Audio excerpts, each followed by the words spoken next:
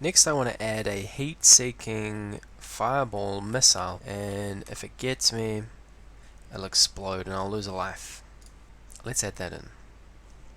First I'll get a single heat-seeking fireball working, and then I'll get the sun to spit out multiple of them.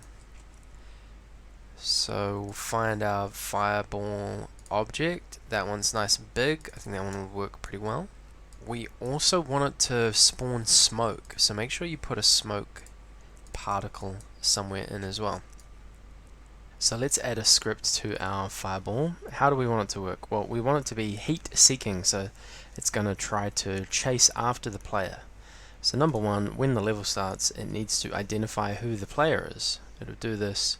We'll just make a variable for the player, property variable. It'll be an instance. We'll name it player, and we'll target the player by its tag, first instance by tag player. That's from sensing. So the way that it's going to chase after the player is it's going to rotate towards the player, and then it's going to step forwards. We're going to use one of these scratch blocks, move 10 steps. That means it will move in the direction that it's rotated in. So we'll get it to constantly move 2 steps. So from events we want constantly.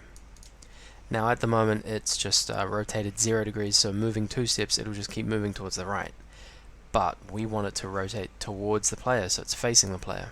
Now we kind of want it to rotate in a delayed way, so that it doesn't just point straight towards us. We'll get it to point towards us after maybe half a second or a second has passed, so it's a little bit delayed.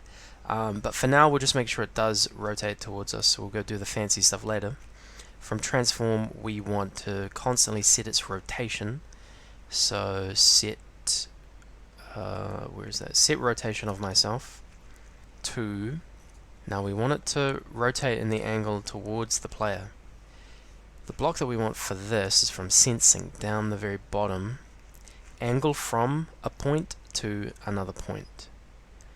Angle from 0, 0 to 0, 0. We'll use that instead of this 0 here. Now in here we'll go the X and the Y for our position, and then 2 will be the X and the Y for the player's position. So for now let's say X position of myself and Y position of myself. X position of myself and Y position of myself. And then here we want this to be X and Y of the player. Grab the player variable, X position of the player and Y position of the player.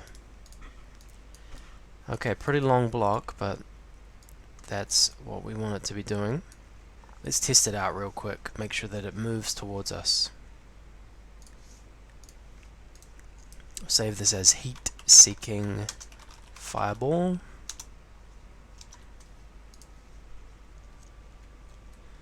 So very cool.